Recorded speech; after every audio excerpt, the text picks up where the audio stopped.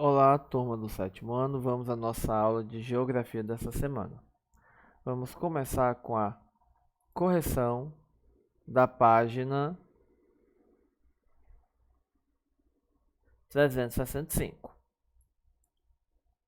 Vamos lá. Observe a imagem a seguir e responda as questões. Descreva o que pode ser observado na fotografia.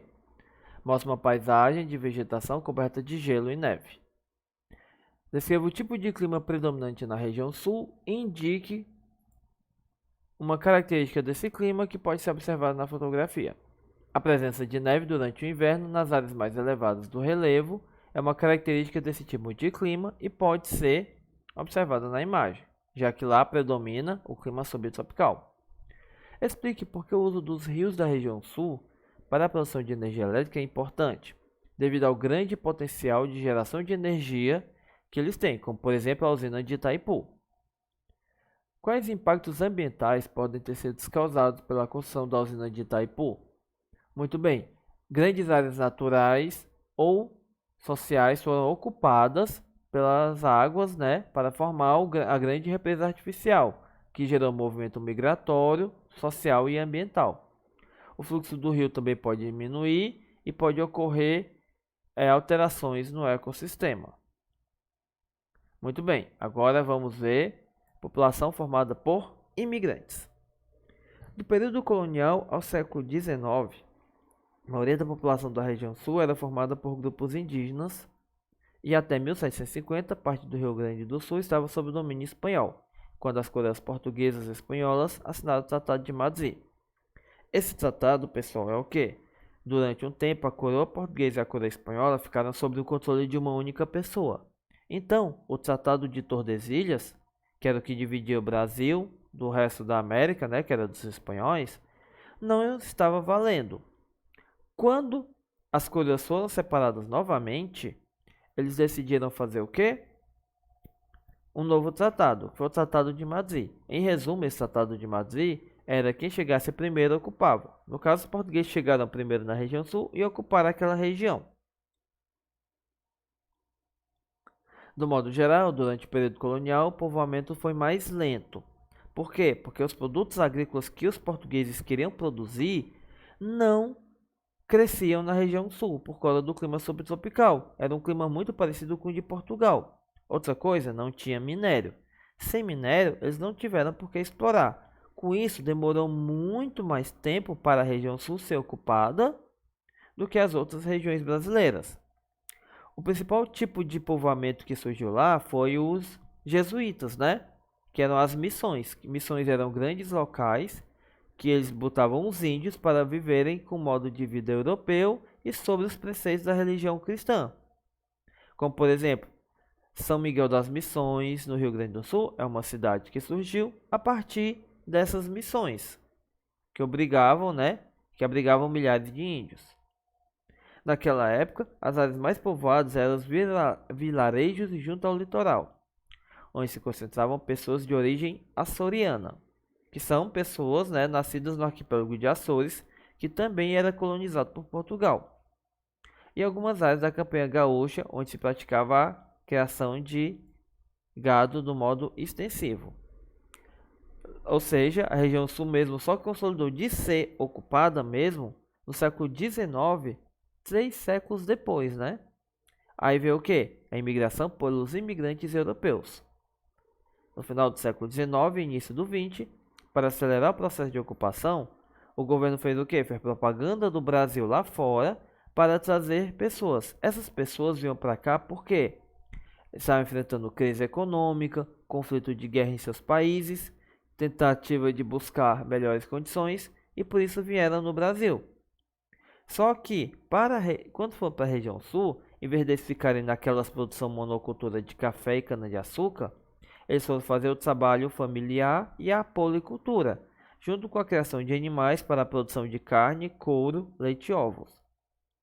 Essa organização, impulsionou o mercado consumidor interno, cujo sistema de produção se reflete na economia até hoje.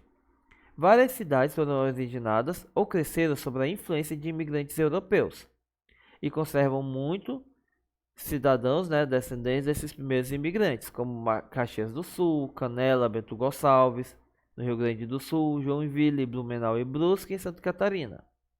Nesse mapa, né, dá para vermos alguns dos povos europeus, né, que vieram para cá e onde esses mais se concentraram, como os eslavos, nessa parte, alemães, mais espalhados, italianos e mistos. Continuando, a população atual lá, com a mecanização do campo, na década de 70, né, como ocorreu no Brasil todinho, muitos dos trabalhadores começaram a migrar para as cidades e fez com que aumentasse a expansão da monocultura na região sul, principalmente de soja, sendo que o sul é um dos grandes produtores de soja do Brasil. O crescimento de grandes proprietários de terra, né, ocorreu o êxodo rural. Os pequenos proprietários de terra não tinham como competir. Sem ter como competir, eles fizeram o quê? Venderam suas terras e foram tentar viver na cidade, em busca de melhores oportunidades de vida. Só que também pessoas do sul migraram para outras regiões, em busca de melhores condições de trabalho, ou qualquer área que tinha incentivos do governo, como terras mais baratas, incentivava o pessoal a ir para essa região. No caso, para cá na época da borracha, para cá na época da expansão agropecuária da região centro-oeste, entre outros. Grande parte da população do sul vive hoje em áreas urbanas, né, como Porto Alegre e Curitiba, que são as maiores metrópoles da região sul. As áreas mais urbanizadas da região são também as mais industrializadas. Já vemos que isso acontece, né? Um é resultado da outra, como a gente viu na região sudeste. Uma área industrializada atrai muitas pessoas trabalhando. Como tem muita pessoa, mais indústrias vão para lá. As áreas rurais, onde as atividades econômicas são tradicionalmente voltadas à agropecuária, apresentam taxas de menor densidade populacional, como a gente pode ver no mapa, né? Tem áreas com maior número de habitantes e o interior é com áreas com menor população. A população do sul se beneficia dos melhores indicadores sociais do país, como maior expectativa de vida e menor taxa de mortalidade. Os únicos problemas que a região sul tem, principalmente a população da região urbana, é o que? Falta de emprego, de saneamento básico em muitos lugares, falta de moradia apropriada e construção em áreas irregulares, como em morros e áreas de mananciais. Uma coisa comum na região sul é a marca dos povos imigrantes, como seja no idioma, na religião, nas músicas, na tradição e na arquitetura.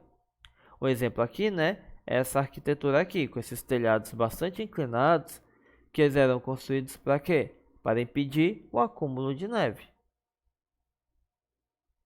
Então, né, nós temos agora a diversidade cultural do brasileiro, né, que é constituída pela integração de diferentes povos que vieram para cá no decorrer de nossa história e que estão vindo.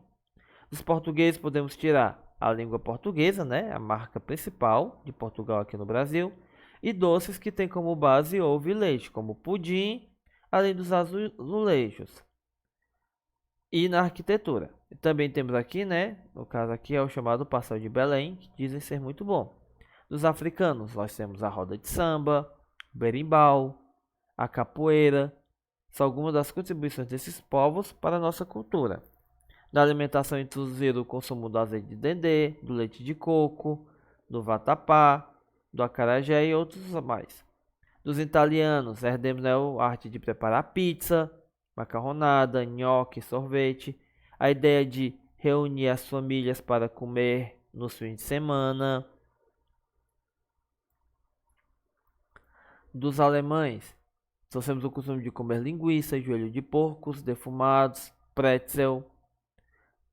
Lá, né, principalmente na região sul, onde tem majoritariamente alemães, costumam festejar a cultura do país de origem com danças típicas. Dos japoneses, herdamos a valorização dos idosos, trouxeram o hábito de alimentação saudável com consumo de verduras e legumes. e também o uso do hashi. Dos espanhóis, né? Ensinaram a consumir azeite de oliva, tortilha de batata, paella, vinho. E também tornaram comum na arte brasileira o uso do violão. Atualmente o Brasil, né, tem sido refúgio para bolivianos, venezuelanos, haitianos, sírios e outros povos que se encontram em situação de risco no país onde vivem. Desse modo, a cultura brasileira vai incorporar mais costumes e ficar ainda mais rica. Aqui temos alguns exemplos, né, de como dizer obrigado em italiano, grazie, em espanhol, gracias, em alemão, danke, em japonês, arigato. Aqui já tem, né, nossa primeira folha de atividades, que são as páginas 371 e a outra atividade, página 372. No caso aqui, né, não vou dar spoiler, página 372. Ou seja, a agenda são páginas 371 e 372. Com isso, a nossa aula vai chegando ao final. Bons estudos. Tchau.